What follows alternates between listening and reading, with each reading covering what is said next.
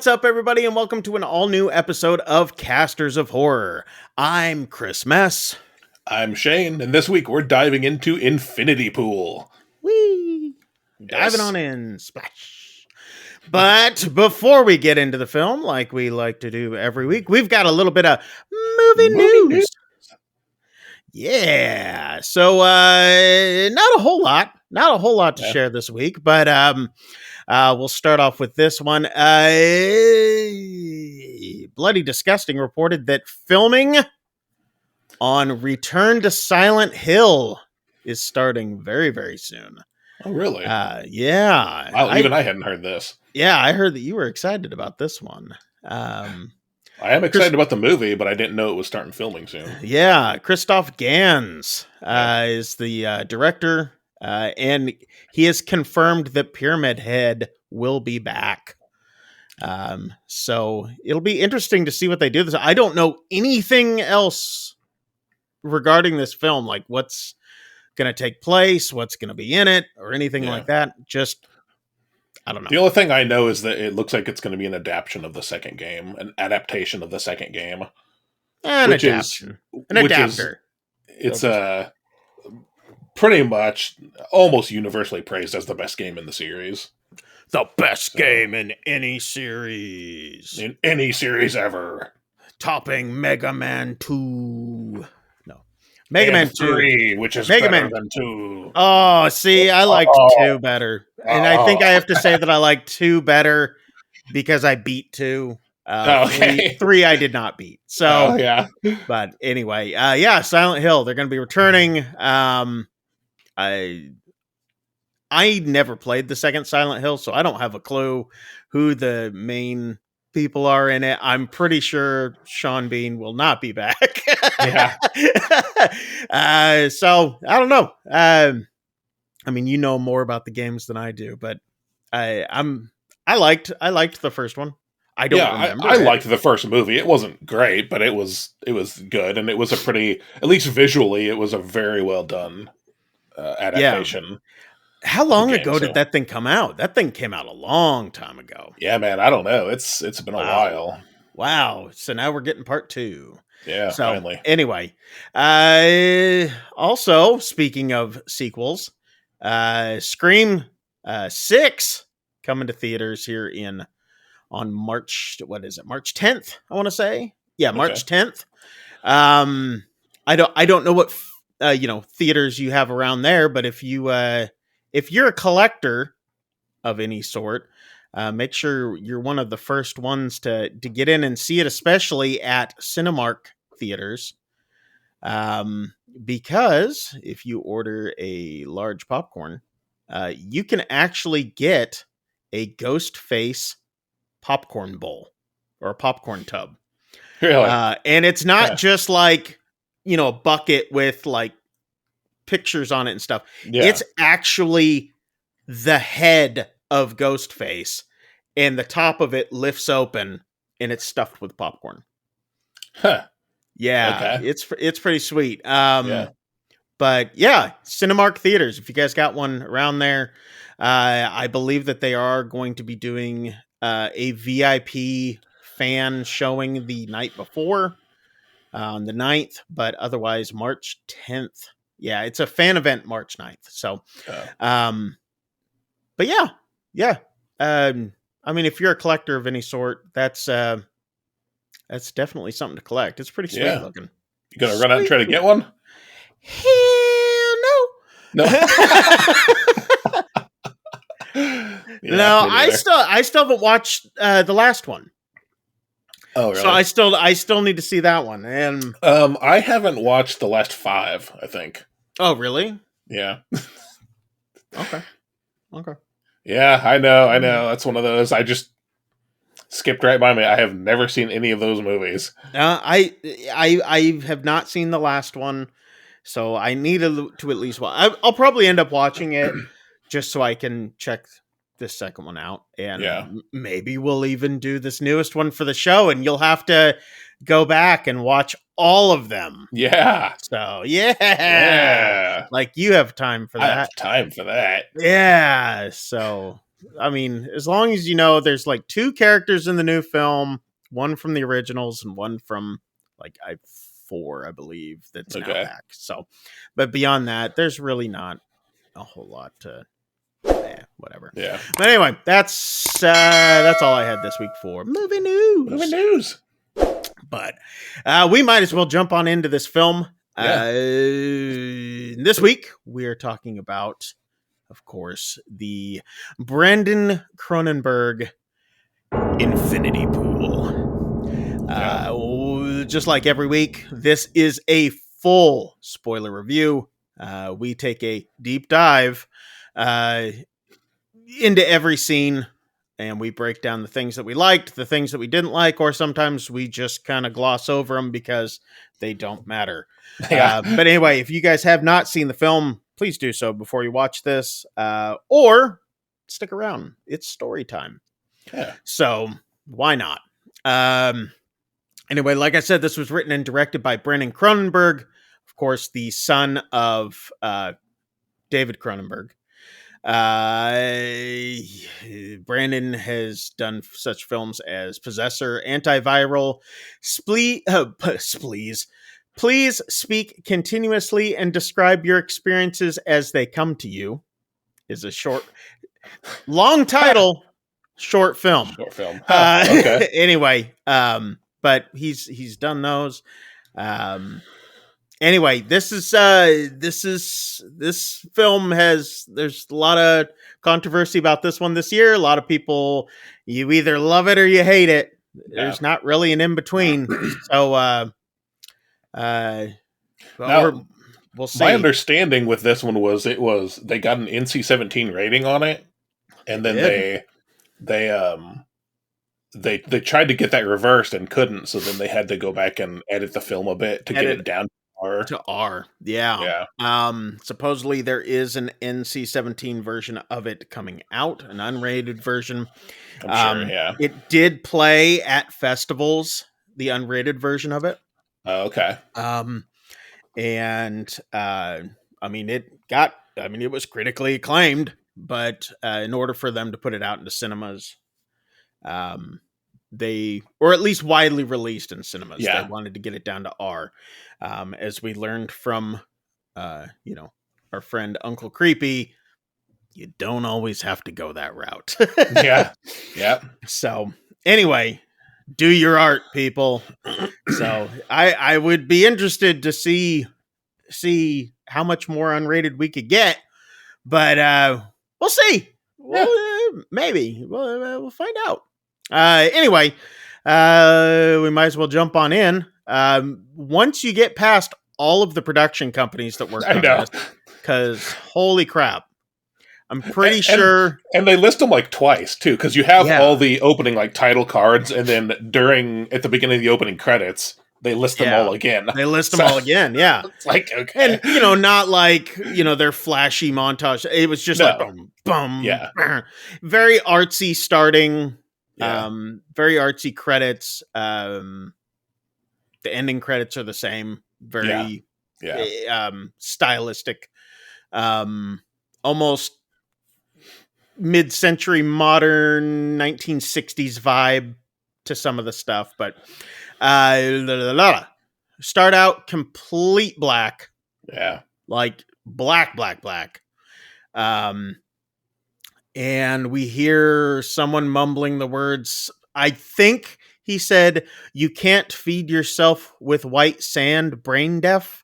That's what I got. And she's like, you hear another voice, and it's a woman. She's like, "What did you say?" Well, that's her saying that. She's like, "You said this." Oh yeah, you said this, and he's like, "No, I didn't." Yeah, he's like, "No, I asked if you want some breakfast." Yeah, if you want some breakfast, and it's still black, completely black. This goes on for like 2 minutes. It's And I'm like, is there something wrong with the film here? Yeah. And because I'm hearing voices, and anyway, and then all of a sudden these curtains just are drawn open, and then it's bright. You're like, oh man. And I think that was intentional to make you go, to almost give the same feeling that they had. And it's Daytime, you see an outlay of a resort and all this sort of stuff. You see a woman in her underwear in front of the window who's drawn it open. Yeah. It's a couple at a resort. The couple's James and M. James is played by Alexander Skarsgård from True Blood, The Legend of Tarzan, The Northman, bunch of other stuff. He's also the brother of Pennywise himself. Man, I totally blanked out on his name. What was his name? The other Skarsgård. Yeah. Yeah, the other one. Well, and what gets me too is I kept expecting to see him. I got him confused. Yeah. So I'm like, where is this dude? and also from a little film from last year called Barabian. Barabian. Yeah. Barabian. Send us Barabian. Send us Barabian.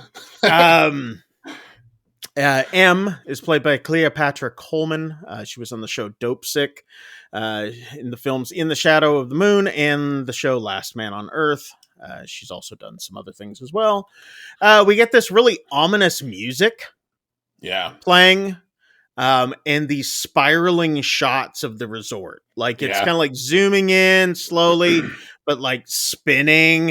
And then it's like everything is just turning. And it's like, I don't know what's going on, but stylistically, it's kind of upside down, and it again another shot that goes on for a while. Yeah, lots of spinning cameras. Yeah, there's a lot of visual stuff in this film. Yeah, it's hard to describe.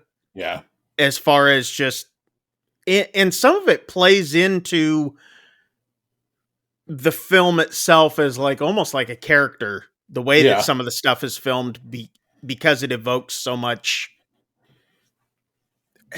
emotion in the way that they film it. It's shot very, very well. It is a lot of very interesting shot choices. There's one we'll come to later that I absolutely loved. The decision. Stop me when we get there, because I will. Because I loved his framing.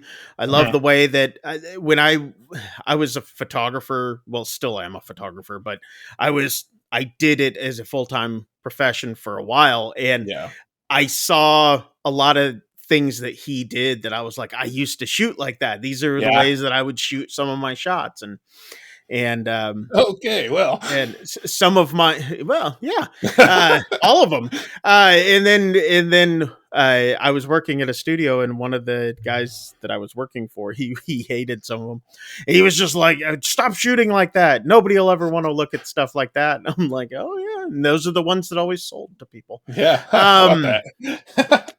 funny how that works. Anyway, so we get these spiraling shots of the resort, and then we see these people in like really grotesque, haunting masks. Like deformed looking faces. One, it looked like had like holes all in it. It's like that. What do they call that when it's like the fear of holes in? I don't know what the term is. Or something like that, or I don't remember. Anyway, like little holes everywhere. So it was just like, oh, these are creepy looking. And it was like the mariachi band or something. They're like playing instruments and stuff. This host at the resort is talking about Umbramak, which is the feast for the rainy season on that island or wherever they're at. They're coming into their season of rain, so they were having a feast that day for it. And basically they go into this, like, it kind of gets mentioned later. It's a big deal because like the island basically shuts down. During the rainy season. So like right now it's a tourist trap, but once the rainy season hits, all that shuts down, and almost literally a tourist trap. So we get Alexander Skarsgård, or James. He says like, where are we? And M says, it's your idea. Are you feeling inspired yet? So you can tell he came for some sort of inspiration. Maybe he's a writer or something like that. And then she says, maybe tonight we can get away from here. Maybe we can go into town and get go to the Chinese place and get some Chinese food or something. And he's like, come on. He goes like, are you serious? Like, I don't even know if this place even has a Chinese place, and like, he's just almost just like pushing her away at this point and just kind of like, I don't get what his deal is. So she's like, well, they have a boat tour. Maybe we could go on the boat tour and then, and then go out to eat and stuff. And he's like, oh, I don't want to do that. And she's like, well, I'm going. So she goes for the boat tour. She's like, I'll meet you on the beach later. Next, we see some guy on like a quad, 4-wheeler. He's like spinning, doing donuts and like spraying sand all over. Yeah, he's on the beach. He's doing donuts on the beach, and he's he's spraying sand all over all the beach dwellers. Definitely not dressed like the tourists there. Very. He's like almost guerrilla warfare looking. Like browns and olive drab and all this sort of stuff. He looks like a rebel of some sort that you would assume, like jungle rebel of some sort from films and stuff. He's spraying all this stuff. And we find out from Mia Goth that he's trying to scare off the tourists. They don't like the tourists here. Mia Goth plays Gabby. Of course, Mia Goth from Pearl, X, Suspiria, Cure for Wellness, the upcoming Maxine from the X trilogy. Man, she's good. Yeah, she's so good. It's amazing to me too. Like, we're seeing more and more of her. So and well deserved. She's been around for a long time. Yeah, like I was looking through all of her filmography and all this sort of stuff, and I'd gone back and I've started watching some of her earlier stuff, and I'm just like, at what point did you hit this?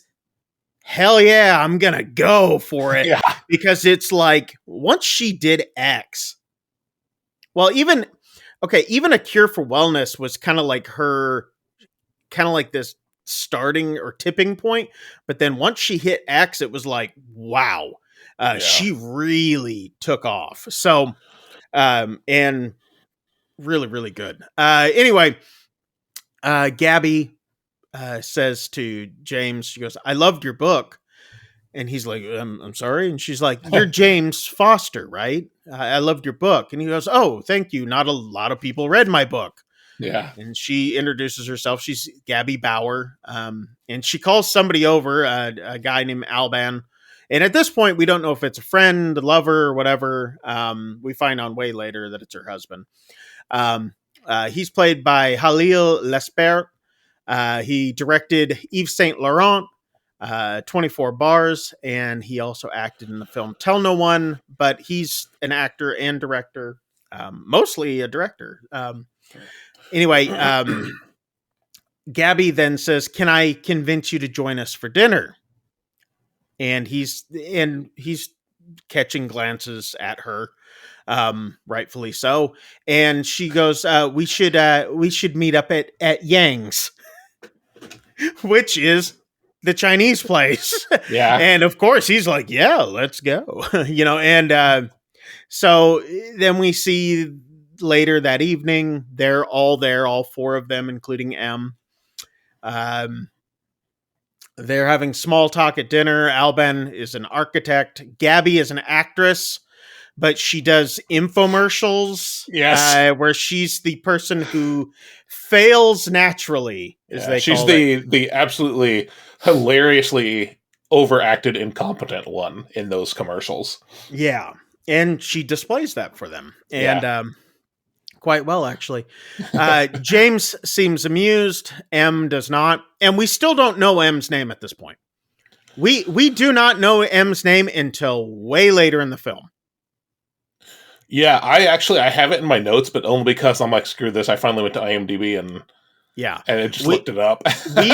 we don't find her name out till about 30 to 40 minutes into the film. Oh, okay. Yeah. Wow. And it is said by Gabby at a later point. Okay. But up till that point, she's never even mentioned. So it's like, wow. Okay. Which is kind of interesting dealing with what transpires in the film. It's almost like she's just kind of there. But anyway, James seems amused. Em isn't. So Gabby asks when his next book's coming out, because it's been 6 years since his last one. Yeah. Alben's like, oh, is it writer's block? He's French. And he's like, is it writer's block? And then he's like, maybe it's more so lack of talent. They're at the resort for inspiration. Yeah. And then Alben's like, well, what do you do for money? And M's like, well, he married rich. Yeah. Meanwhile, Gabby keeps eyeing James throughout this whole dinner and all this sort of stuff. They keep making eyes at each other. Yeah. Next, they're at a dance club. Alban and the girlfriend, or M, I guess it's James's wife. We still don't know at this point, but it's his wife. They're at the bar. They're at the club, and Gabby and James are dancing. There is some definite sexual tension happening between the two of them. And then all of a sudden, it's the next day. Yeah. We see James and M leaving their resort area, and they're kind of walking through the town-ish. There's nobody around. It's just them. So it's like the place is kind of dead during that time of the day. And they're going to meet the Bowers, which is Gabby and Alban. They're going to meet them for something. It's not said at this point. And M says that, well, you know, it's not safe for tourists, you know, out where they're wanting to take us. And she's like, you're just happy that you found your fans. Yeah. And he's kind of like, well, yeah. Yeah, she kind of mentions here that, like, they've been warned not to leave the resort. Yeah. And we don't see as of yet how much that means about leaving the resort, because you're like, well, wait, they went to town, right?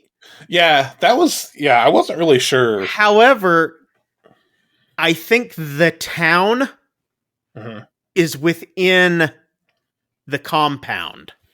I do too, yeah. And compound is a good word, because as they are leaving, you know, they meet up with the Bowers and they're leaving.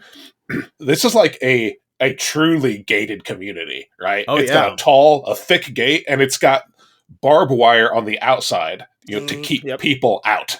Razor wire across the top. So they end up renting like this 1960s, 1950s Cadillac convertible thing. They rented off this guy who's there in town. They're not supposed to. It's kind of on the down low. He could get in trouble if he lets them out and all this sort of stuff. But they end up letting them through the gates, and they're going to go cruise the coastline for what appears to be a picnic of some sort. Supposedly, the Bowers have been there tons. So they're driving along the coast. You're seeing like other villages as they're going along. You get this juxtaposition of like this beautiful ocean and coastline and all this, and then we see these like villages of just poverty and desperation.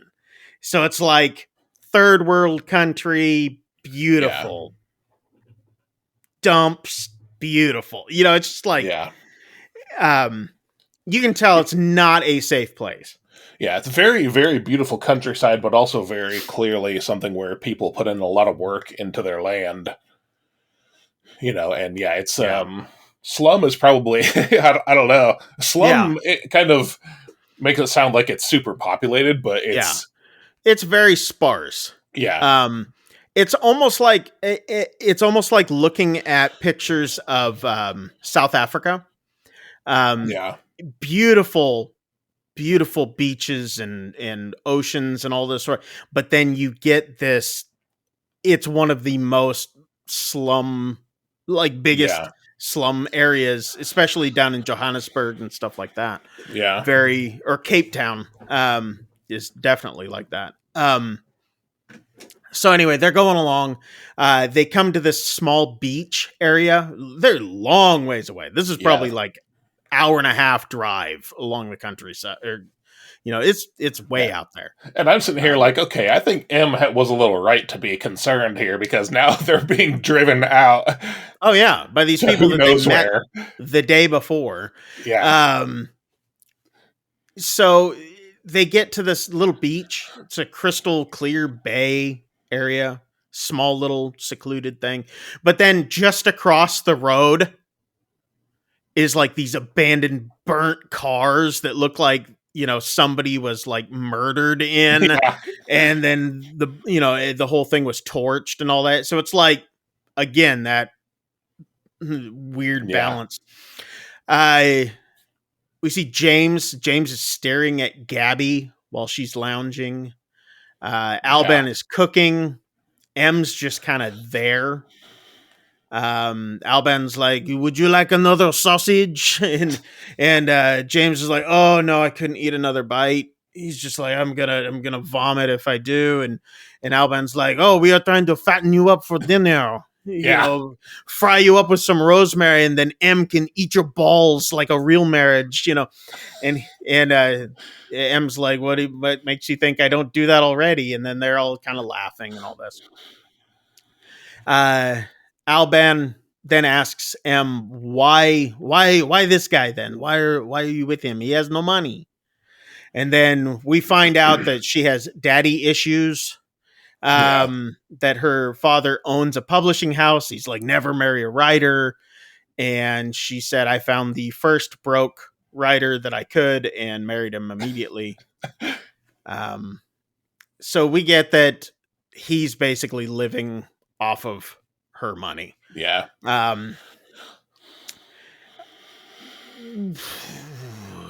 James goes to take a piss out in the. I wasn't sure if you lost your place or if you were trying to decide whether or not. Okay. I did. I scrolled too far, and then I was like, I know what scene I'm on. I wasn't sure if you lost your place in your notes or if you were trying to decide whether or not to even mention this next scene. No, I'm gonna mention this scene.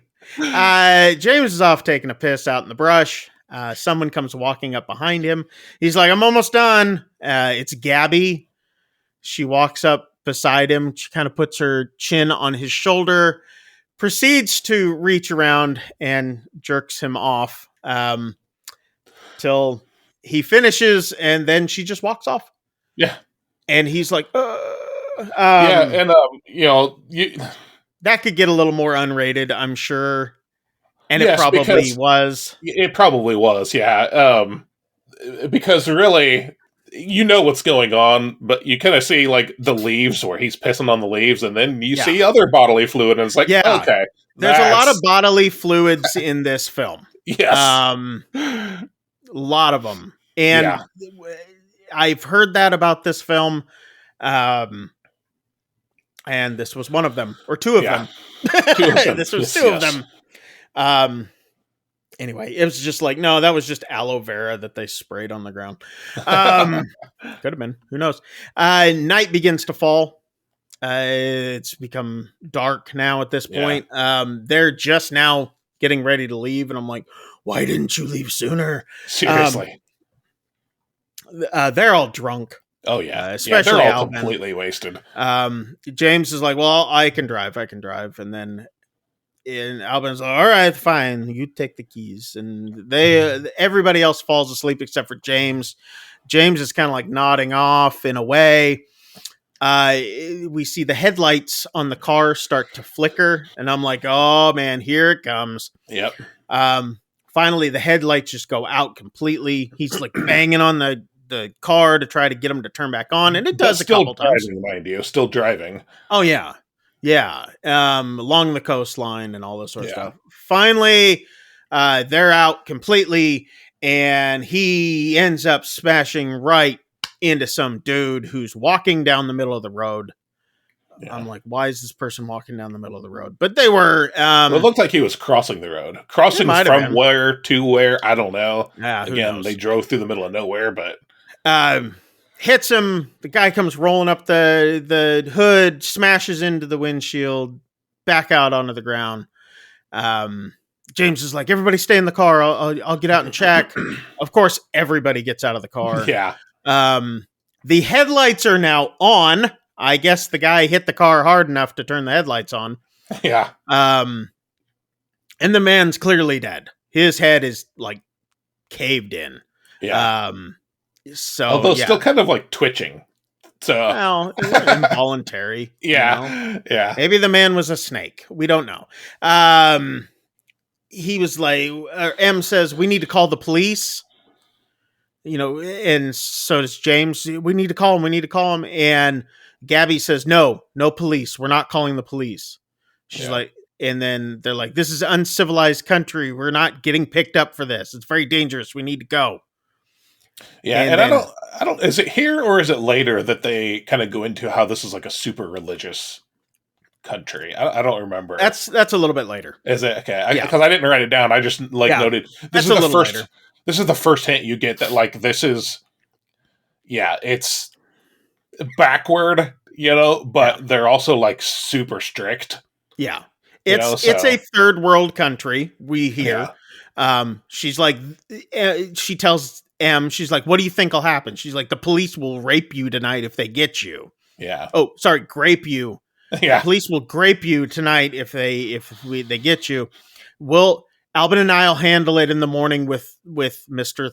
Thrash or whatever. And that was the guy that they rented the car from. We'll handle it with him. And Alban's like, I'm going to drive. So he grabs the keys and they take off.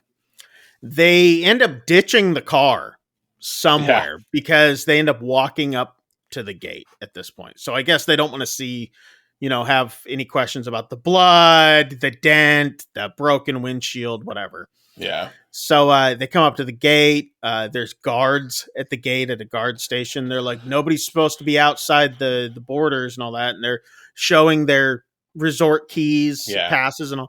Like, no, we're from They here. basically just say like they were at the celebration and they took a wrong turn somewhere and they ended up outside the gate and somehow we fell over the fence, like the barbed wire fence, but they fast talk their way in, so they get back in.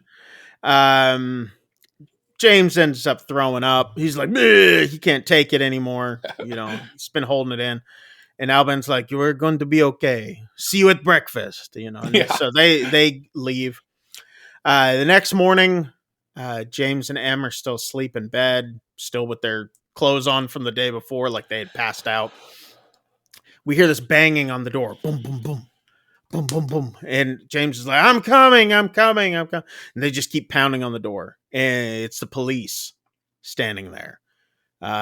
Also with the name of police written in some language that I don't have a clue where this place is. It says police in English, but then on top it's a weird. I honestly think the whole thing is made up. Possibly, it's almost like a mixture between Russian and some other language. Yeah, almost like Korean looking, because it's a weird like symbology. It's not like police is written in English, but all the other words are in this weird sort of script that's not. They don't resemble letters. Like they're runic letters. I mean, they really are almost. Yeah. So, and what people are going to be like, that's Polish, you idiots. Sorry. So both M and James are put into the cop car. They're driving like forever. And then James is like, where are we going? And they don't have a clue. And they end up at the police station, which is this massive building. And they get separated. They're taken two separate ways. And they're like, don't do anything to her. We need to be together. And James gets locked into this room. He's forced to put on almost like a hospital gown. Yeah, that's what it looks like. And he's in there for a while. And finally an investigator comes in, a detective. We find out that the detective is the nephew of the guy that they had rented the car from. Yeah. This is Detective Thrash. And he's like, first off, I don't admit that you rented the car from my uncle. because this will be bad for my uncle. Yeah. And he's like, well, what does this change for me if I don't? And he's like, oh, nothing, but it'll be better in the long run. And he's like, basically, okay, you're screwed no matter what. But maybe you leave could my family out of this. Yeah. Maybe I'll help you, type thing. And in some way. So he's like, did you rent the car? And they're like, no. And he goes, okay, well, the Bowers admitted that they stole the car. You four went on a joyride where you proceeded to hit a man, killing him instantly. You fled without contacting the police, and your wife has confirmed all of this. Yeah. And he's like, oh, okay. He's like, here. You're not really, it's not really sure, too, because like, I thought maybe this was like a prisoner's dilemma type thing. Because even he's like, M said that. Yeah. So he's clearly not really sure if she actually did, or if she played along, or yeah. So the detective then ends up saying, look, here on this island, this is kind of where he gets a little bit more into their traditions and things like this. Okay. He says here, if you kill a man, the eldest son in his family must kill you to maintain his father's honor, or that family's honor. He goes, but don't worry, we do that here in the station. So, we'll handle it here. Yeah. And he's like, wait, what? And he's like, look, it's unlikely that we will kill you, but you must pay this large sum of money. And basically what he tells him is that they will end up having a surrogate for him. Yeah. And it's not really explained how, but there will be a surrogate. Well, he says, we'll create a double. Did he? See, because I was trying to. He had a very tough accent for me. Very, very thick accent. Yeah. Yeah. So I was trying to catch exactly what he said, but I thought I had caught the word double, but I wasn't quite for sure. I think what's probably weird about it is that he says it so nonchalantly, and they almost, I don't want to say they rush through this, but it's almost like he basically says this is something that they offer tourists. Yes, and only tourists. Yeah, only tourists. It's part of that luxury that they have, basically, with it's not. It's almost like a clause that's built into, if you're a tourist, this is one of the clauses that's offered to you, type thing. Yeah, but again, he says it like so nonchalantly and just keeps going with the conversation that it's almost like, wait, what? Yeah, but yeah. He says they'll create a double. Yeah, if for enough money. and it's a large sum of money, and he's like, so which is it? Execution or pay? You know? And so finally, he just hands over the documents to James. James signs them. We see James standing at an ATM. Yeah. Don't ever say ATM machine, you redundant idiots. And he makes a payment, large stack of cash. We don't see how much he's taking out, but it's just a large stack of cash. We see him getting prepped. Like, basically there's 3 nurses, guard, whatever's. They're like getting him, like measuring him, getting measurements and all this. They stick there's this game where you put this thing in your mouth, and then you're supposed to say words, and people are supposed to guess what it is. It's that thing. It's like the spacer thing. Okay. If you've ever had any sort of dental work done where they had to that's what they put in his mouth, basically, except for it's a little bit bigger. But that's what it does. It keeps his mouth open to expose the teeth. Obviously, I haven't had that much dental work. Okay. I've got the teeth of a Brit. Yeah. So anyway, they put this thing into his mouth. I've also heard that those are good at S&M clubs. So they put those things in. They put a little rubber cap over his head. Yeah. And then put him into this little room, and there's this pool of sludge type stuff on the ground. Because he like steps down into it. You get a look at it, and it's tiled. It looks like a fancy tiled bathroom. Yeah, but the tile's almost like a swimming pool. Yeah, it's like pool tile, like the edge around a pool. But it's like, it's like a big shower almost, and it like goes all the way up to the ceiling. It's just all around all four walls, and then this steel door. Yeah. Okay. Yeah, he steps down into this this thick red liquid. Yeah, and since I'm colorblind, I'm like, okay, sludge. Yeah. It's like this thick red liquid. You can't really tell what it is, and then it starts pumping in some other liquid too once he's in there with the door shut. Yep. But a darker liquid that's kind of nasty. Then we start getting this flashing lights and all this stuff going on. He starts having these weird visions while it's happening. They start becoming more and more rapid. He's starting to see all this stuff. The lights are still flashing, all this, and he's like, and the music is just, and then we see like Gabby dancing naked, and like there's like just all these flashes going on, and then just things happening, and like it's like that scene from Willy Wonka in the Chocolate Factory when they're going through the tunnel. It's a lot like that. There's a lot of like thematic imagery with because you see him on one side of the screen and then the other and then both, so you're kind of getting the imagery that he's being doubled, right? Yes. And the detective was like, this thing will have all your memories, and and it will believe that it committed this crime, Yep. So it's an exact replica of him. Yeah. We then see James waking up, and M is sitting there. She's like, "Are you all right?" And then she's like, "The double turned out good." And he's like, "The double?" Like, he can't remember what had happened. And she's like, "Your surrogate." And then next we see that they're being taken to see the clone. They see just the clone's face, like, because it's still in like this pool of whatever that sludgy stuff was, blood. I don't know. I don't know. The detective's like, any imperfection is unacceptable. But he said, we were lucky that we got it on the first try. Yeah. And then he says, you will both be here for the execution. And M's like, I don't want to be. And he's like, you have to be. Yeah, it's part of the deal, basically. Yeah. And then the clone just wakes up and it starts gasping, like, and like freaking out. Yeah.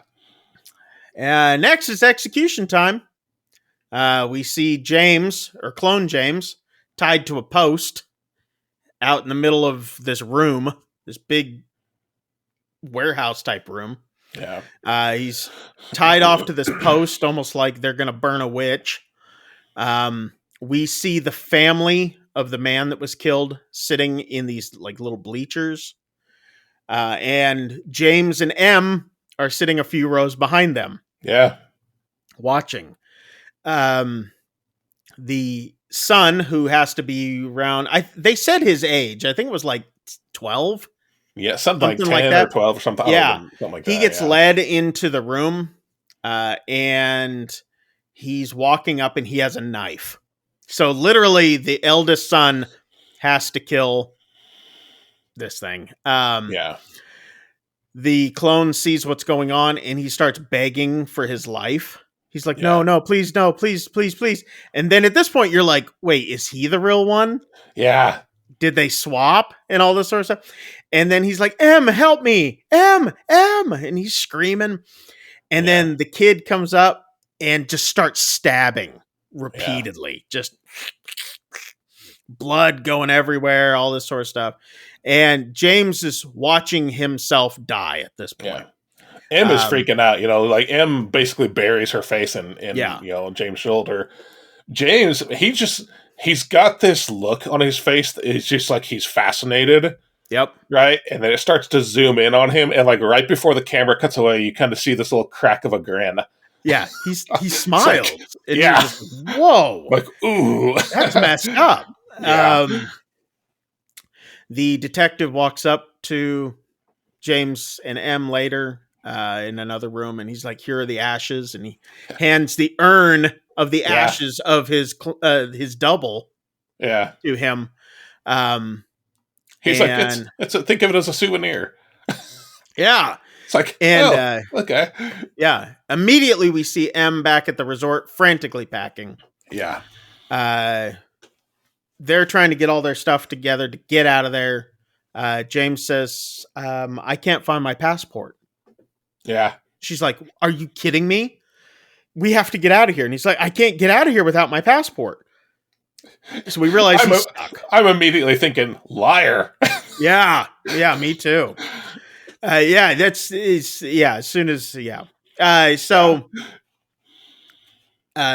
shows them laying on a bed because they're stuck at this point. It's like she's given up, and he's like, look, you go on without me. I'll come home as soon as I can. She's like, I don't want to leave without you and all this sort of stuff. And then she goes, it's disgusting. And he goes, what is? And she goes, it's just so disgusting. You could just sit there and watch it happen like a robot. Yeah. Like no emotion. She's like, what is wrong with you? Yeah. And he says, well, I'm going to go to the front desk and see if they can help. So he goes down, goes to the desk. He looks over, he sees Gabby sitting in the lobby area as well. Staring at him, of course. Yeah. The lady at the desk says, well, we can extend your stay until you get it all sorted, and he's kind of like, yeah, go ahead and extend it another week then. And she's like, do you want to keep it under your wife's name, under M? And he goes, yeah, go ahead and do that. Yeah. So Gabby comes up. She's like, are you leaving? And he kind of says, what's happening. She's like, come have a drink with me. Let me explain. So we find out Alben, who is the architect, as we'd found out earlier, was working for another resort on the same island. Supposedly there's like a couple other resorts also here. Same sort of thing, same compound setup and all this sort of stuff. But he was working on this other resort. Father, I can't even talk today. He was working on this other resort. Yeah. And he was building an infinity pool. It was his design. Okay. Something when they were doing the construction of it broke. Yeah. And 2 men were killed. Yeah, she says that it was basically like one where it had like a glass bottom and it was situated above the bar. Yeah. Right? So you could be sitting at the bar and look up and see people swimming. Yeah. She said it was quite pervy. Yeah. But 2 men were killed during the process. And she says the blame got put on Alben. She goes, we were both arrested, penalty of death. And she goes, we discovered what you now know. Yeah. She said, are you upset? Because, think of it as like a gift. We were trying to inspire you. Yeah. So you kind of see that this whole thing was kind of a setup. Yeah. At least as far as, because they had said, we'll take care of it, regarding the guy. And then clearly they didn't take care of it. Yeah. So you kind of get here. Oh, okay. Well, they took care of it by probably pointing the police in James' making direction. Sure that it happened. Yeah. Yeah. And then she's like, James, you look transformed. Oh, okay. Where am I at? Okay. Yeah. Are you upset? And we wanted to give you inspiration. She's like, here, come to our villa tonight. There are others at the villa that are like us. Yeah. So he goes with Gabby to the villa, just leaves M. Yeah. M's still at the room. Alben's like, James, you look transformed. Come meet everyone. And he introduces them to all these people. There's like this rich lady who's like very pretentious, and her husband, and she's just kind of a B. And then there's like a doctor, and he's just more curious about the whole thing, like how it works, how this whole thing, he's intrigued by it. And then there's some other woman that's there as well. they find out that the people who are there are called the Lakotan people. So they're at or Latokan people. And they're very conservative and religious. Okay, yeah. They will kill for almost any offense: drugs, sodomy, pretty much anything that goes against a form of religion of some sort, or what they see as conservative or religious. They will take you and kill you for, basically. I want to point out, too, this right here is the shot I was talking about earlier. Because this scene, when they're talking about all this, right, it's shot from, like, further away. And, like, almost like in, like, not really another room, but it's like it's framed between two pillars. Yeah. Or whatever. And you see this entire conversation takes place, and it's filmed from a distance. And it's also shot pretty low. Yeah. Too. Yeah. So you're kind of getting this sense that maybe you're sitting just slightly in another room, listening to this conversation or watching what's going on, but not really a part of it. Yeah. I don't know, man. I loved this shot, and it was a really long. It stayed that way for a long time. Like the entire duration of the conversation is shot from this distant area between these two pillars, and it's, I don't know, man, it's very artistic, I guess. Yeah, but the way that this movie is filmed is beautiful. Oh yeah. But I love this. This is also where the doctor reiterates some of the questions I had and that you brought up earlier, where the doctor was like, how do I know that I'm the real me and that they didn't get swapped, you know? Basically. Yeah. Do you he even says, like, can I ask you a question since you're fresh?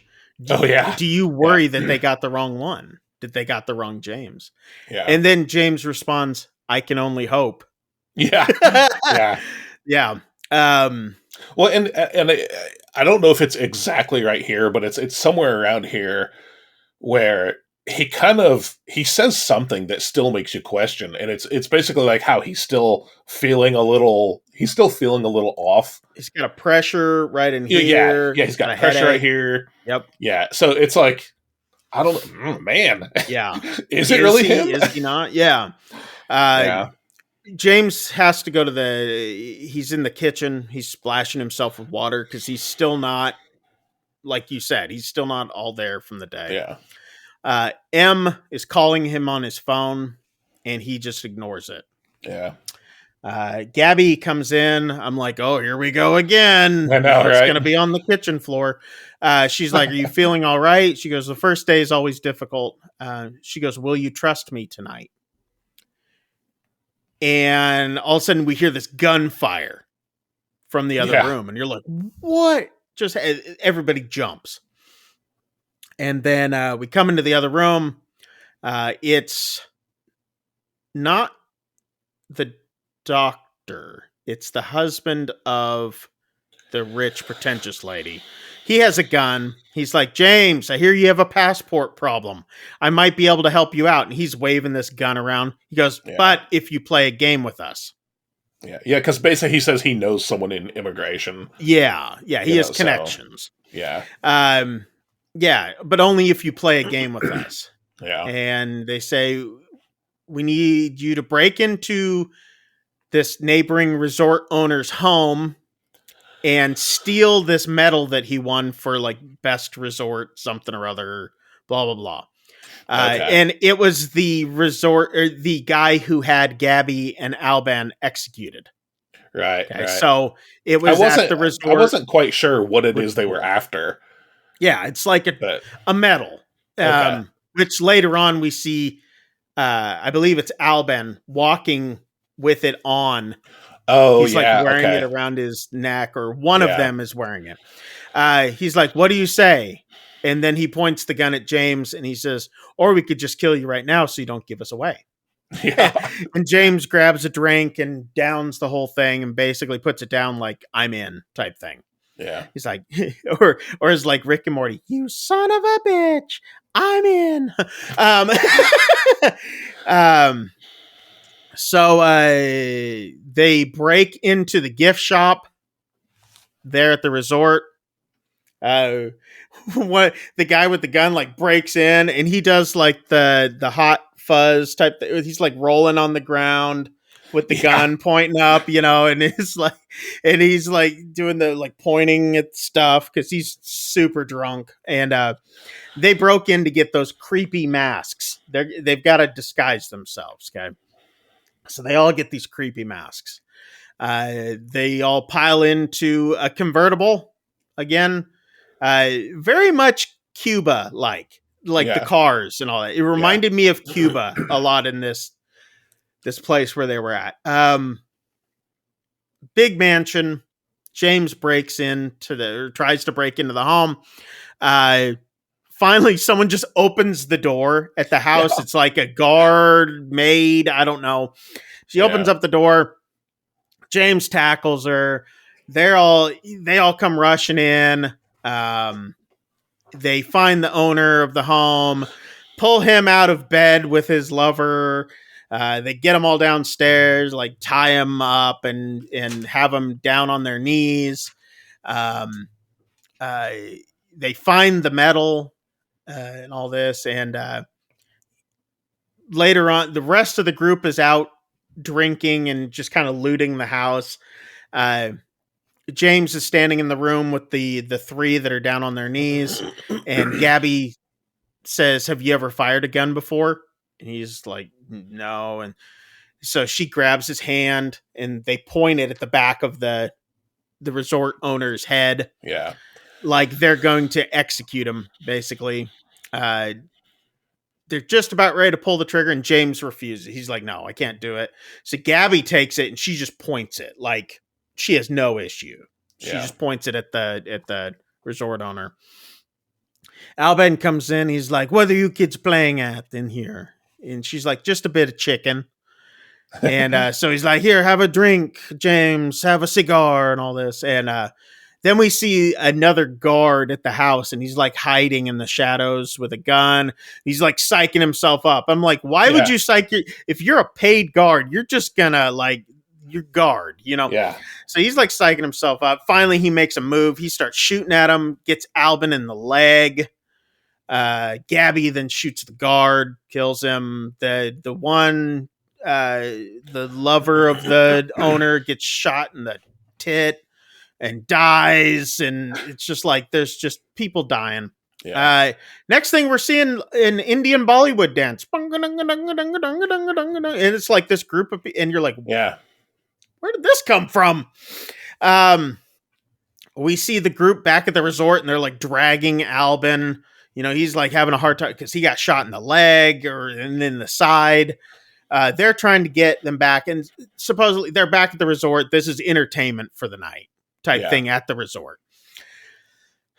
James says they say that they need to get Alban inside. James is like, "Here, my building's right here." They take him into James's room and place, and M comes into the room. Is still there.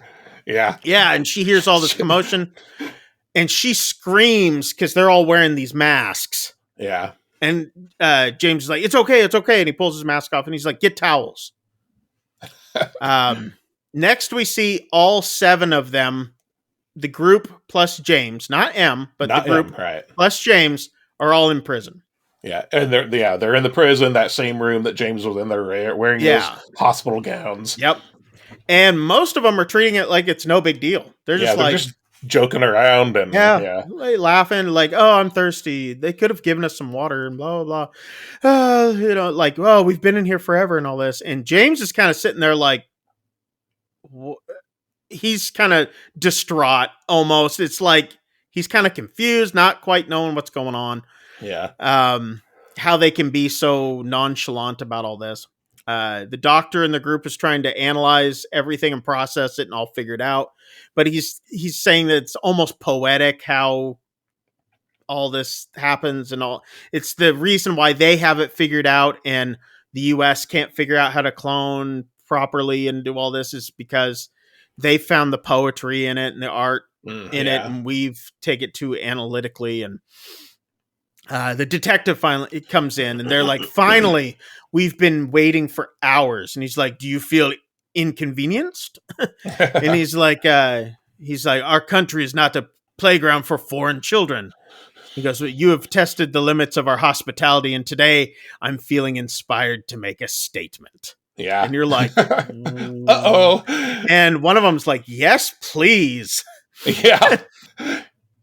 And instead of the cloning room, they're all taken to the execution room. Yeah. And they're like, wait, what's going on? What's going on? They're all freaking out.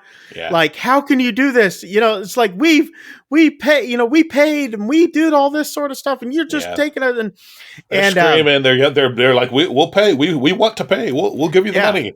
And they start handcuffing them to like these blocks so they can't get up. James ends up grabbing a knife off of one of the guards, and he's like fighting back. And the police officer, one of them, they grab him, get him down to the ground, and just slit James's throat. Yeah. And you're like, huh? The movie, there's still a lot of movie left. Yeah. All of a sudden you hear this applause just break out. Woo! Yeah. And you're like, what? And the whole group, all 7 of them, are sitting up in the observation bleachers watching with their drinks and all this sort of stuff, clapping and whooping and hooting and hollering and cheering. And James is sitting there and he's just like, yeah, because he just watched himself get his throat slit, and the rest of them all watched themselves get killed. Yeah. The ones we've just been watching in that room were all clones. Yeah. And you're just like, apparently, yeah. This is how realistic and how many memories these things actually have. Yeah. And how lifelike they are, because they don't even realize that they're not who they are. Yeah. And it's just like, wow. James ends up walking back into his room the next morning. He's smiling. He's got another urn. Yeah. He's just like, hey. M is packed in the room and like scared when he comes back. And he's like, M, what's wrong with you? And she's like, with me? She's like, I'm leaving. You stay. They've told me that I've paid already. So, yeah. I guess that's done with. And she's like, is this a dream? Because that would make more sense. And she's like, you've gone wrong around the eyes. Yeah. And he's like, well, go on then. Run back to daddy. Jeez. I'm like, wow. She just leaves. Yeah. Then he takes his urn and places it next to the other one. And he's content. He's fine with himself. Yeah. We then see him sitting out on the beach, kind of in a lounge chair under some tiki, hut type things, cabanas, watching the ocean with a cigar and that mask still on, sitting there just kind of happy with himself. And Gabby comes walking up and he says, M left. And she goes, well, that may be for the best. And she pulls off an incredible British accent throughout this whole movie, by the way. Oh, yeah. Yeah. Because she's not British, right? I actually thought she was. She might actually be, now that I'm thinking about it. No, yes. She was born in Southwark, England, or in London, England, to a Brazilian mother and a Canadian father. So maybe she does have an English accent. Yeah, because I know she did the film Emma also with Anya Joy Taylor. She also did Cure for Wellness, was a British film. Okay, yeah. So I think Marrowbone was a British film too. Was that one Anya Joy Taylor also? Yeah, that was Anya Joy Taylor also. So Anya she's Taylor done Joy. A couple. What? Anya Taylor-Joy. Sure, why not? Have you heard how I've been talking the rest of this podcast? Like that's the thing that breaks this. Yeah. Yeah, whatever. So, okay. So she pulls off her natural accent very, very well. Yeah. Very convincing. Very convincing of her own accent. Anyway, moving on. So she's like, that may be for the best. And he said, we've been together for 10 years. And she's like, she doesn't really suit you. She goes, men are trained by women like M to see themselves as weak. It can take some work to undo, and it can also take some blood. And he's like, I don't know about that. And then she ends up kissing him. The rain starts coming down, and then she says, the rainy season is coming. And she goes, walk with me. And so they walk back to Gabby's room, and she pulls out like this little box, and she gets out this root drug thing that's like native to the island. It's like, it's used, it's like a religious hallucinogen aphrodisiac. It's kind of like peyote. Or something like that. It's or ayahuasca. It's used for religious and in the bonins. She lights it. She wipes some like tar looking stuff on it and then lights it. It's like a resin of some sort, and lights it up and puts it into this little copper bowl. And she says, I want you to show me how strong you are. And she holds the bowl up to him, and he inhales the smoke. And she's like, you'll get used to it. And she inhales it, and then they start making out. And he says, how long does it take to work? And all of a sudden you hear this boom. And he starts going like, oh, and you see it starting. And then more kissing. And then they proceed to F like rabbits on acid. I'm guessing that a lot of the stuff that had to be cut was from this scene. You think so? Maybe. Because we see Albin watching from the end of the bed, like touching and then like playing with himself. And then all of a sudden he's joining in. And then there's flashes of like the whole group being there. But then it's like just Gabby and James, and you're like, what is going on? Is like everybody there? This is very much a group activity going on here. There's an orgy happening, and not the British band orgy. This is there are no smacking bees up. There's flashes, visions, the whole group, masks, no masks, flashes, lots of boobs. Again, like weird like coloration and weird imagery and flashing. Very much a drug trip. Lots of like weird like symbols and shapes and things. It's if you've seen the movie Mandy, it's that whole movie just sped up really fast. So there's also like boobs, butts, masks, and nuts. That's what I put. Because we see some dude's dong. All the while, it's just like James and Abby sometimes, and then it's just like maybe not, and then there's like lactation, and you're like, what is happening? Oh, there's more than just lactation. There's like parts that lactate like extending and like popping off and like and you're just like, what is happening? And then there's this part where it's like this ceremony when all of them are on their knees, but like Gabby's walking between them naked and like wiping blood on some of the people on their masks and stuff. And then she's putting, because all like the natives of this island, they all have these like these little like almost like teardrop tattoos or marks or something. So it looks to me like that's what she's painting on them. Almost. It's like she does something on their face. And then it's breakfast. They're at breakfast the next morning. We see this couple sitting at a table, and they're trying to eat their meal, and something keeps hitting their table. You hear, and then plink, and something rolls across their table, and then plink, and it's like hitting their plates and rolling, and they're getting upset. And we see James shooting maraschino cherries from this big jar. He puts them in his mouth, and then he's just shooting the pits or shooting the whole thing over at their table. The couple's finally like, let's just go. And they get up and they leave. And then he drunkenly throws a bottle, smashes it everywhere. The whole group is there, and they're all laughing. They're all drunk. They're all still high and whatever. And one of the men says, you know what? I think the detective is holding your passport, James. He's keeping you from leaving. That's what I've heard. Is that from my buddy at Immigrant, that he's keeping it, so you have to stay here. Basically hoping that he'll keep committing crimes so that he has to keep giving them money, Yep, so that they can fill their pockets. Gabby says, you need to show him you're the dominant one in this conflict. Yeah. And they're like, all right. So they all decide they're going to show the detective who's boss at this point. So that evening, James, Albin, and the doctor, not who, but the doctor of this film, show up at, it's not David Tennant.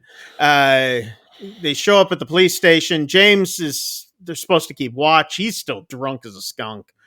He's given the gun. He's swinging it around like, freeze. He's like pretending like he's some sort of cop out in the street and all this sort of stuff. He's like pointing at all that. And finally he's just standing like out in the middle of the road. And he starts to like pass out or fall asleep standing there. All of a sudden this police van comes around the corner. And right before the police van hits him, James dives out of the way. We see Albin and the doctor come out. They have a man on a stretcher, like a body. Yeah. He's sedated, and you're like, "Oh, it's the detective, possibly." Yeah. Well, because they had said basically like the detective is due to have a glycerol injection or something. Yeah. So they are going to basically abduct him from the hospital. Yeah. While he's supposed to be getting that. So that's what they're doing there. Yeah. Okay. So they were at the hospital doing that. Okay. Yeah. So they end up taking him. He's got a bag on his head. Yeah. The detective. So you're like, okay. So they take him, get him back to one of the, I believe it's Gabby and Albin's villa. And Gabby has another bowl of her ayahuasca type stuff, and she has James smell it. The whole group's there with the prisoner. He's on his knees. His head is bagged. James is like psyching himself up.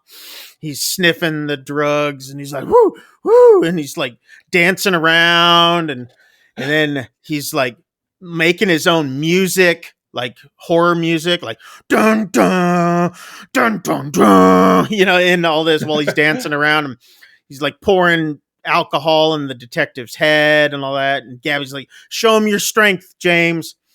And then James comes up and punches the cop, and then he starts punching him over and over and over. And everybody's like, yeah. And Gabby the whole time is like kind of like prowling around the edges, just kind of slinking around and watching and soaking it all in. And James has the cop on the ground finally and just starts pissing all over him. He's like, and everybody's like, yeah. Some laughing. Of the other guys join in. They're all loving it, every second of it. Yeah. James then raises his arms like, yeah, woo, like he's, won, like his victory. He showed that detective who's boss. Yeah. Gabby comes up, removes the bag from the prisoner's head, and it's a clone of James. Yeah. And she looks at James and mouths to him, go on. And so the clone James looks up at real James, and James runs out of the room. He can't do it. And kind of stumbles out, and they're like, oh, come on. And James runs back to his room, locks the door, and he kind of starts freaking out. He's like, I can't do this. I can't do this. Gabby mentions like it was just a joke. They had paid the detective to make another clone of him. Yeah. So that they could play a joke on him. So he starts hearing this like singing, kind of like carolers outside of his room. Yeah. Almost like a mariachi carolers in a way. There's a guitar and la, la, la, la, la, la. And he walks out to his balcony and he sees all the group there in their masks, la, la, lawing to them with one of the guys playing the guitar. We hear knocking at the door. It's Gabby. And she's like, you really aren't upset, are you? And this is where she says, we paid the detective, open up and all this. And she goes, maybe I'll bring the double here and then you can both bang me. She goes, have you ever tried that? And I'm like, really? Wouldn't she know if he's tried that with her? Yeah. Or with another double, with his own double? I mean, she would know, wouldn't she? Have you ever screwed somebody with your own double? Yeah. No, because I've only done this twice. Yeah. She's like, don't be pathetic tonight, James. It's so unattractive. So he seems pissed off at this point now. Yeah. He goes to the bathroom, and we find out that he has hidden his passport up underneath the sink. Yep. Kind of propped up behind hoses and stuff. The next morning, he's trying to leave the resort. He's going through the lobby. He's trying to go unnoticed. He has hat, sunglasses on. For some reason, there's some long-nosed square hat Jews. They're like got these big square hats, and I don't know what that's all about. Yeah. But they have like in case anyone freaks out, that's literally how they're depicted. Yeah, so they look like Hasidic Jews with the curls and all this sort of stuff. But they have very, very long noses. Yeah. And these square, fuzzy hats. I don't know. Very orthodox, I don't know how else to describe it. Yeah. That's what they are dressed like. Yeah. Don't come at me. I'm not the one who made it. He makes it outside onto a bus on his way to the airport. He's finally like, oh, okay, this is over with. Yeah. Then all of a sudden we hear honk, honk, honk, honk, honk.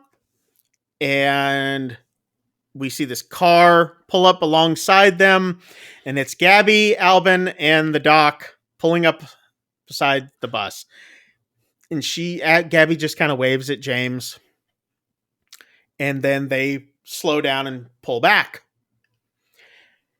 And James is like, oh my God. And then you hear honk, honk, honk, honk, honk, honk, honk, honk, honk. And they come pulling up again. And Gabby this time has a gun and she's pointing it at James and fires. Yeah. Breaks the glass, all this sort of stuff. People start screaming. The bus stops. And there's 2 cars now that have blocked off the bus to keep it from going anywhere. And we hear Gabby yelling out, James, come out, James. What are you doing in there, James? Where do you think you're going, little baby? And she points the gun at the driver. And this is where we see in the trailer where that scene of her going like psychotic Joker-esque, where she's like pointing the gun and she tells the passengers to give up James or they're going to come in and start shooting. We then see James make his way to the front. He's covering his head, kind of crouching down to come out. And she goes into like this psychotic laugh, which I'm like, this is so good. And she's like, come on, James, come on. Like he's a dog. Like, here, James, come on, James. And next we see James is walking in front of 3 vehicles that the whole group is driving. Albin is driving the one with the doctor in there, and Gabby is lounging on the hood of the car with the gun pointing at James, making him walk, while she has a bottle of wine and a bucket of KFC chicken. Yeah. They're in a third world country, remote island. It's a compound. Where'd she get a bucket of KFC? That's what I'm wondering. I don't know. Bucket of chicken, though. Yep. Out of anything in this film that I found wrong, it's this. So, no, it is a bucket of chicken. Man. It looked like KFC, probably wasn't. But look, maybe you have decent KFCs down there, but the KFCs around here, third world, sounds about right. No, the KFC here is horrible. Yeah. And I tell you this much, though. I come from an area where literally the town that I live in, you can get across the whole town in about 5 minutes. Okay. Okay. Not lying. 5 minutes. 14,000 people in my town. Okay. There are 11 plus fried chicken places. Oh my gosh. Yeah. Yeah. Huh. Yeah. Wow. So, yeah. KFC, not really thought of that much. Anyway, where am I at? Okay. So she's like, you're so pathetic, James. I can always pick him out. This whole time we've been laughing at you. Yeah. Like, basically, like, you're not one of us. You're just We've been laughing at you.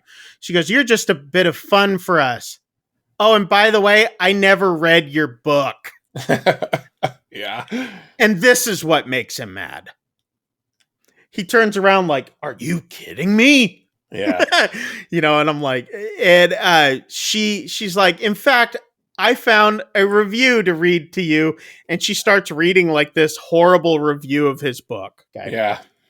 Meanwhile, she proceeds to drop her bottle of wine. He runs over because she's trying to grab for it.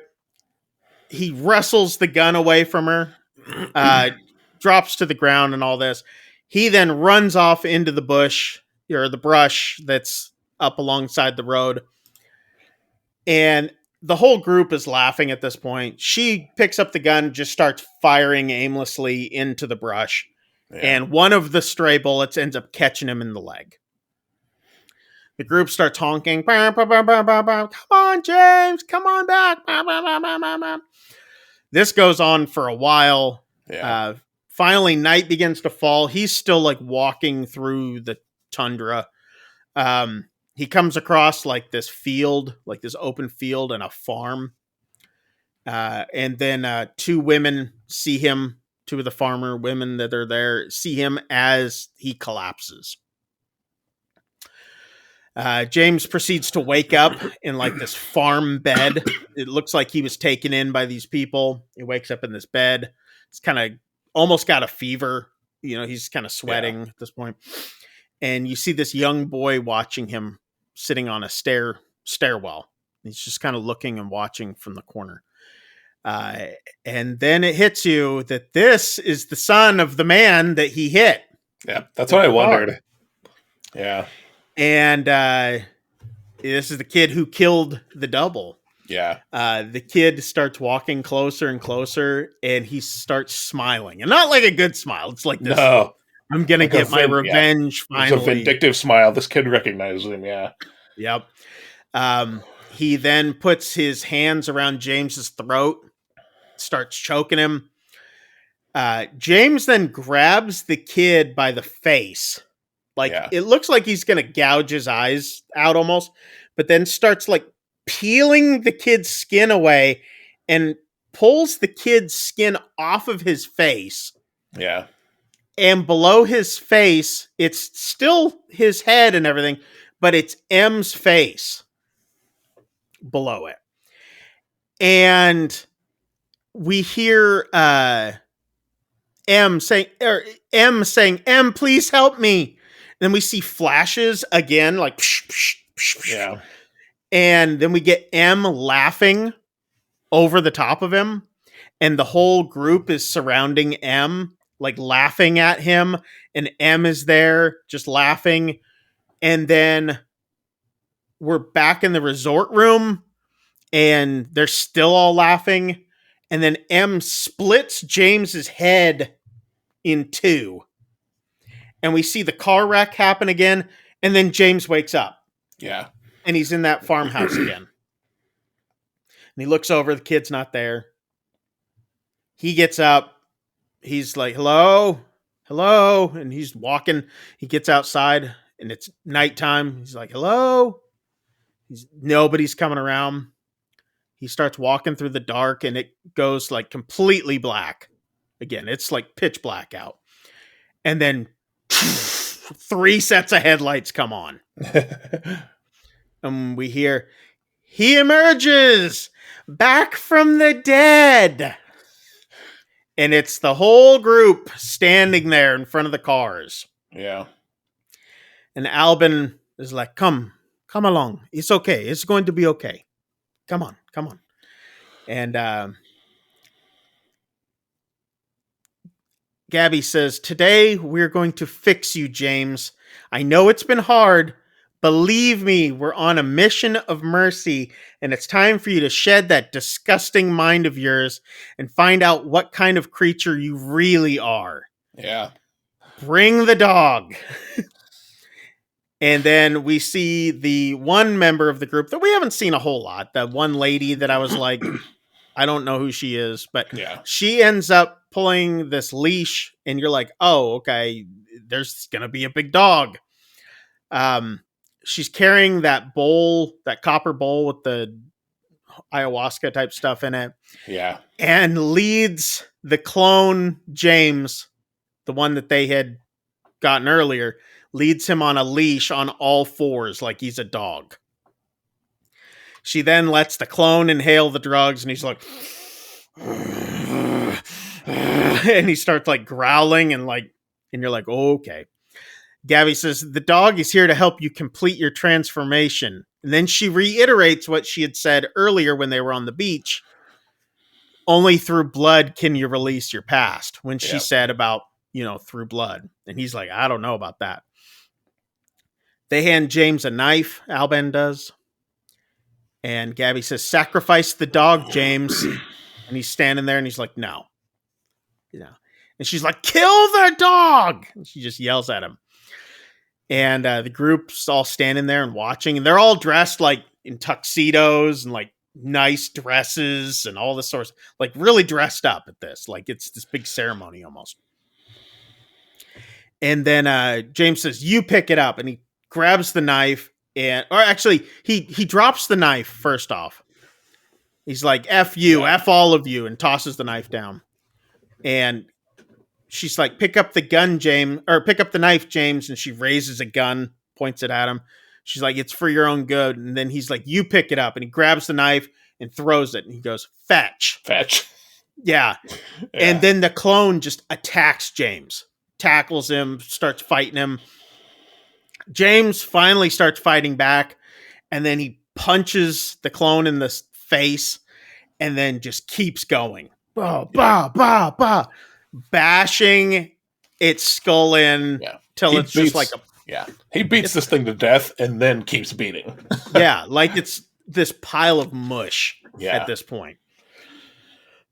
Gabby rushes up, embraces him. She's like, it's okay, James. It's okay. It's okay. She holds him. He cries. Then she takes some of his blood from somewhere on him.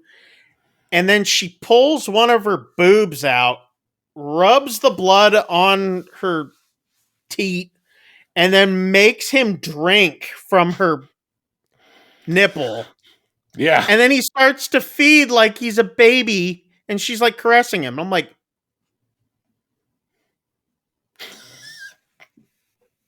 what just happened? Like, I don't get this at all right now. And the only thing I know that she said at one point, she called him a nipple sucker or something like that, a baby. Yeah, she called him a baby. And all this. So it's like she's still treating him like so whatever. Next day, James is on the phone with M. We see he's back in his room. He's packing. He's telling her, I'll be home, blah, blah, blah. The plane lands at such and such. I'm so sorry. All this happened. I miss you. He got his passport, all that. He then proceeds to wrap up the 3 urns now, packs them up into his suitcase. The group, each one of them is boarding the bus individually. Like, this is just kind of routine for them. Yeah. They make small chat on the bus as they're going back, and James is just kind of sitting at the back behind all of them, just kind of they're all just talking about like what they're gonna do when they get back home, and yada yada yada, and it's like nothing happened. It's just a normal vacation chatter. They get to the airport. They're each bidding each other farewell. Hope to see you next year, type thing. Like they're all planning on meeting back up. James is the last one to board because everybody else is left at this point. He kind of looks at his boarding pass. We get this weird shot where like the whole room is like filled with people, and it's like it's really, really noisy, and like he can't take it almost, and then it's just him. Yeah. And then he looks down at his boarding pass. Yeah, you can kind of hear in the background, you can hear last call for flight, whatever. Yeah. He looks at his boarding pass. And then you hear the rain start hitting the windows. And then the storm starts happening. And then we see the waves crashing up against the resort. Like the ocean is hitting and all this. And, it's not rainy season. It is storm season. Yeah, it's storm season. And then we see James sitting on that same cabana chair on the beach, soaked from the rain. And he's not gone back home. And it goes to black. And then we get the credits. Yep. The end. That's it. So, twist and turn. We live and we learn. Did we learn? I don't know. What'd you think of this film, sir?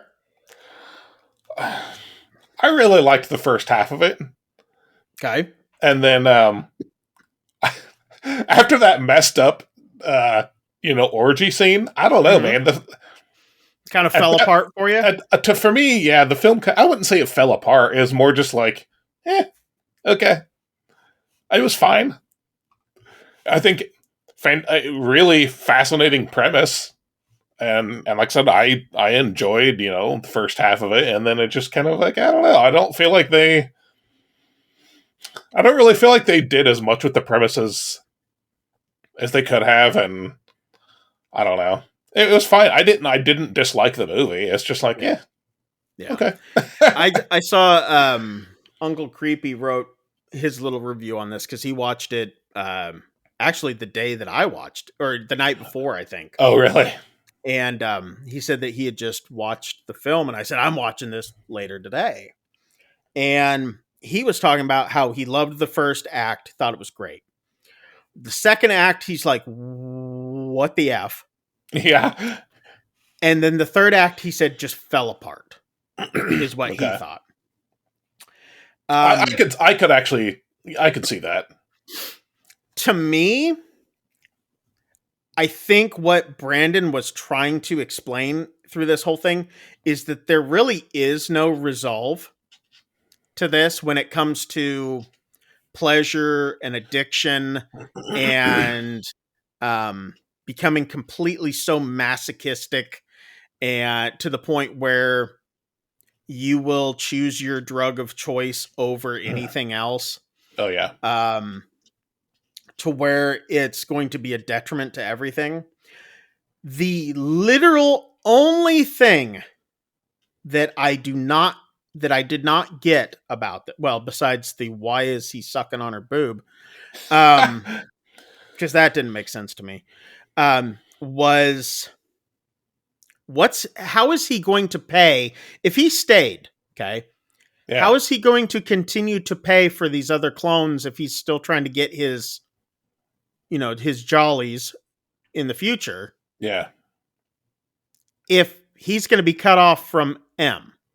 Yeah. And I didn't mention it when she first left, but yeah, he had agreed to pay, he used her money to pay for the extra week, but that doesn't pay for the extra clones that he was apparently thinking that he was going to stick around and get.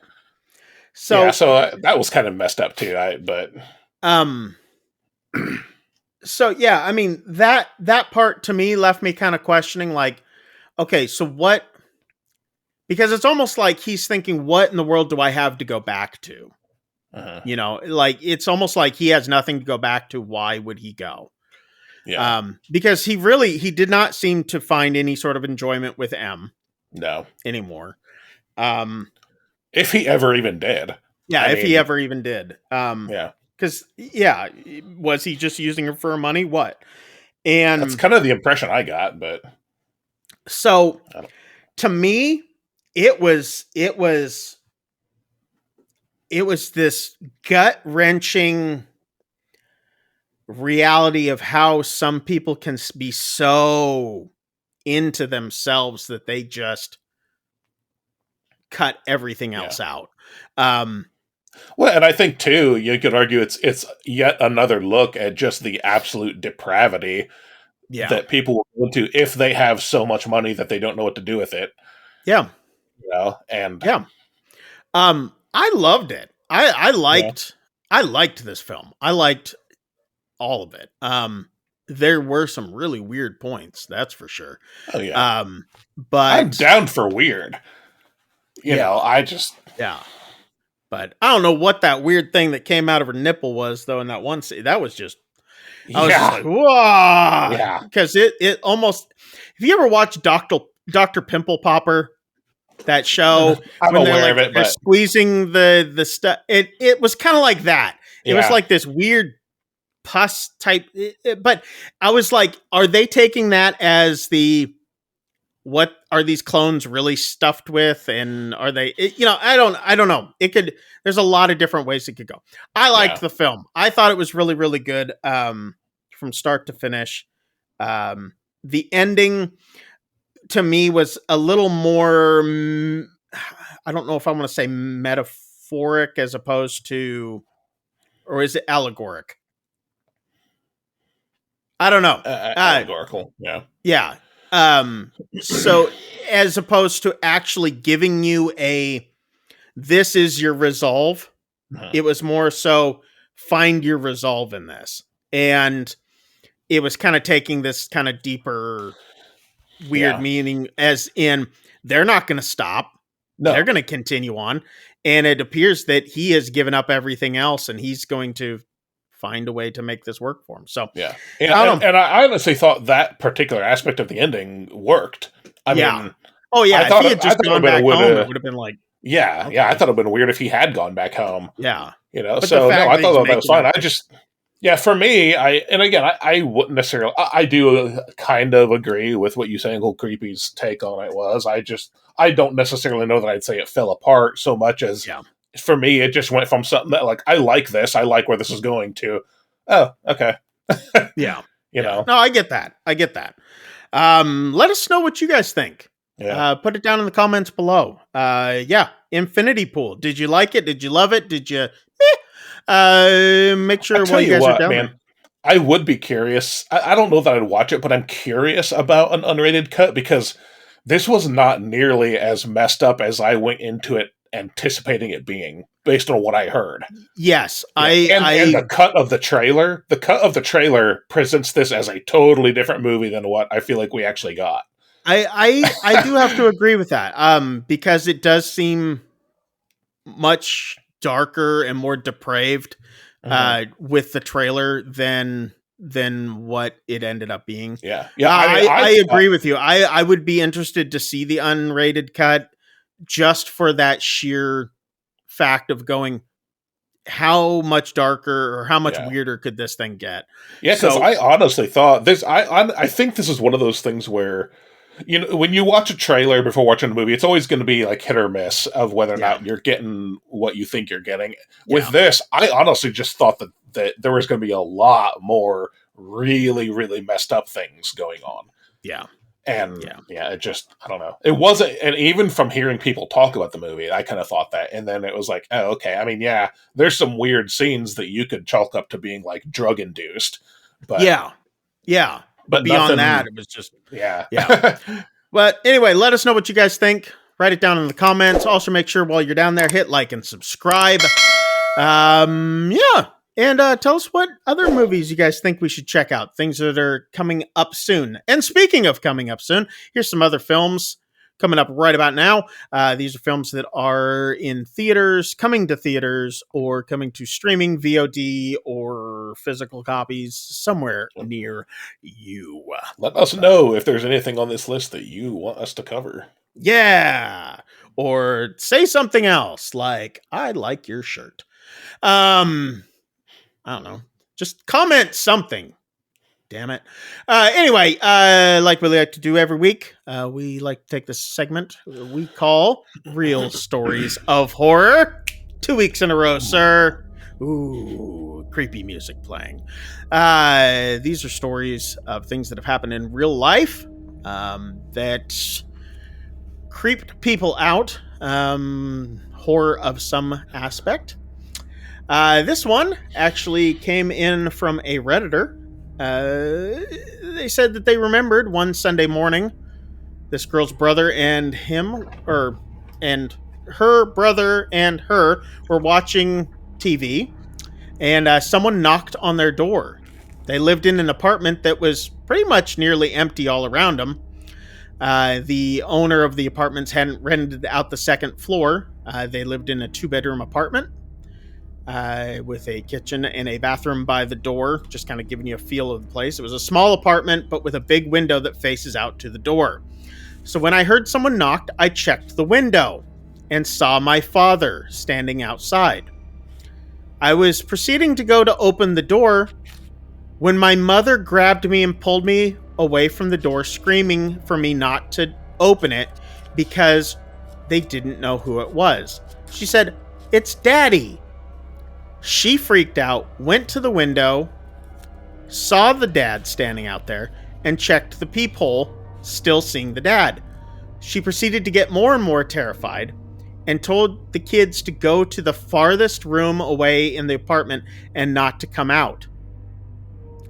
Because the mom then proceeded to go in and wake up the dad from the bedroom. The dad got angry and confused, and she said that we told him what we saw, and the man was still knocking at the door. The dad yelled, "Who is it?" and no one answered. He said, "I'm going to call the cops," but there was no response. We saw that the man was still standing in front of the door, looking exactly like their father. The mom took us to the farthest room from the door. Dad got ready to open the door with a metal bat, and once he did, the man was gone. The dad proceeded to go out looking everywhere around the apartment complex. No one was around. The apartment door was a heavy metal door, and you can always hear when someone comes in and out of the building, but nothing had opened that door all morning.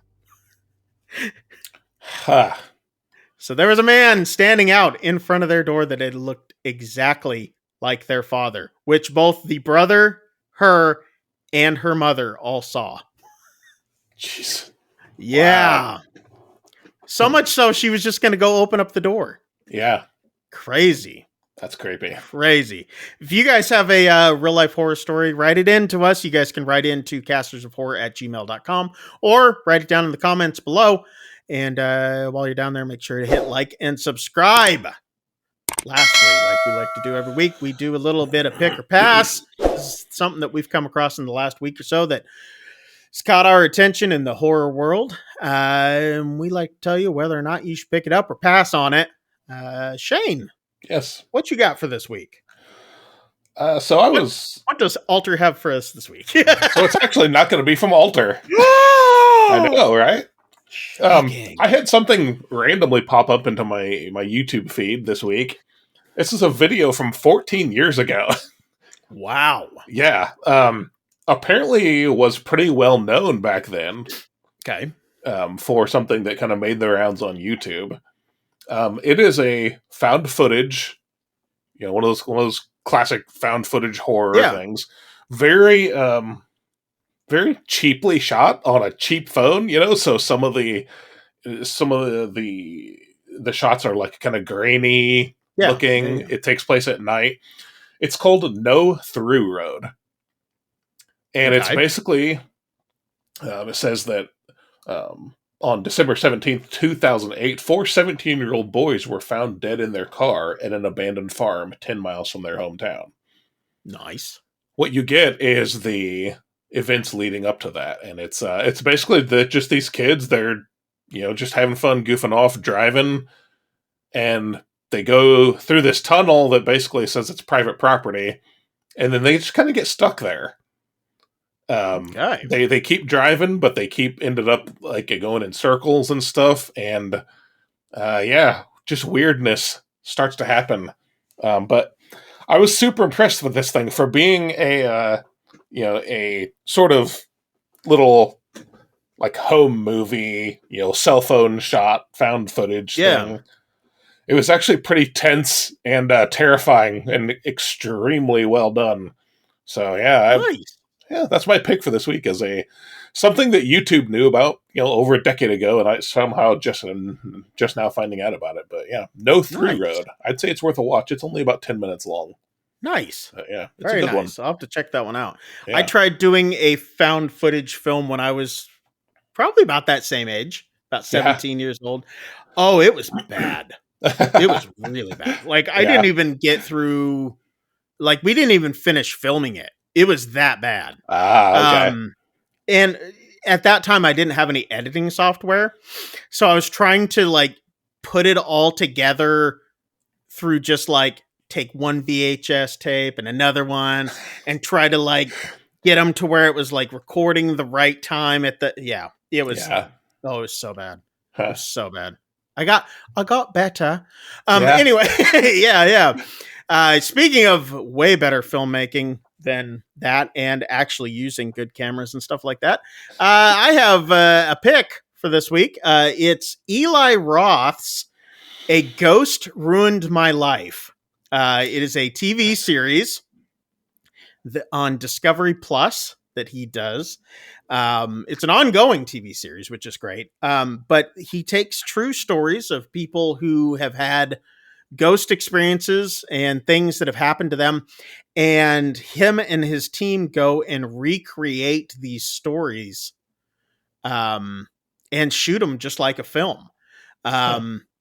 Each episode's about an hour long, but they go through and it's done like a horror film. Like, you get to watch it play out.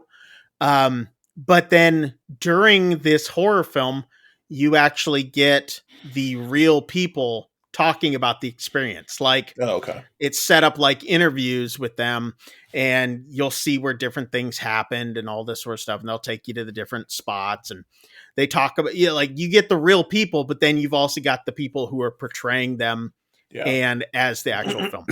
Great series, really well done. Shot extremely well. I haven't watched all the episodes, but my wife and I, we started watching them just this last week and fell in love with it. So Eli Roth's "A Ghost Ruined My Life." Check it out. It's on Discovery Plus. If you guys have that available, well, of course you have it available to you. It's whether or not you're, subscribed to it. Anyway, make sure before we leave that you guys hit like and subscribe. Leave any comments down below that you feel like commenting on. Speaking of films and things that are coming up in the future, Mr. Shane, what film are we going to be reviewing next? Chris, there's something wrong with the children. Yes, there are. So what film are we doing next? Yes, we will be reviewing There's Something Wrong with the Children. So I've been hearing good things about it. I still have no clue. Like, I haven't even watched a trailer for this one. This is how like far I've kept myself from wanting to spoil anything about this film in particular. There's some films that I'm just like, if they're creepy enough or sounds ominous enough, I'm not going to watch any trailers for it because I want everything to be taken in. So anyway, we're going to be doing There's Something Wrong with the Children next week, or reviewing it. Doing that sounds funny. But anyway, that's it for this week. I hope you guys enjoyed it. If you didn't, go suck on a weird nipple. I don't know. Till next week, I'm Chris Mess. I'm Shane. Get the hell out of here. We'll see you guys.